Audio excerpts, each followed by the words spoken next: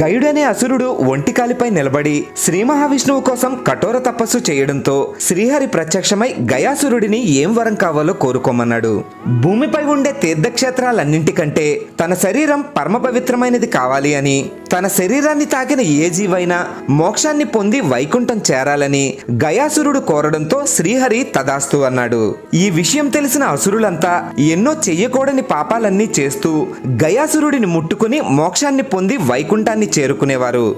బ్రహ్మ గయాసురుడి దగ్గరికి వెళ్లి తాను చేసే యజ్ఞానికి పవిత్రమైన స్థలం కావాలని కోరగానే గయాసురుడు తన తలని చూపించాడు. ఆ యజ్ఞం వేడికి గయాసురుడి తల కదులుతూ ఉండడంతో శ్రీ మహావిష్ణువు తన కుడికాలితో గయుడి తలని అదిమిపట్టాడు. యజ్ఞం ముగిశాక బ్రహ్మ విష్ణువులు తాకిన తన శరీరం పితృదేవతలకి మోక్షం కలిగించే దివ్యక్షేత్రం కావాలని గయాసురుడు కోరిన వెంటనే శ్రీహరి తదాస్తు అనగానే గయాసురుడు గయక్షేత్రంగా మారిపోయాడు.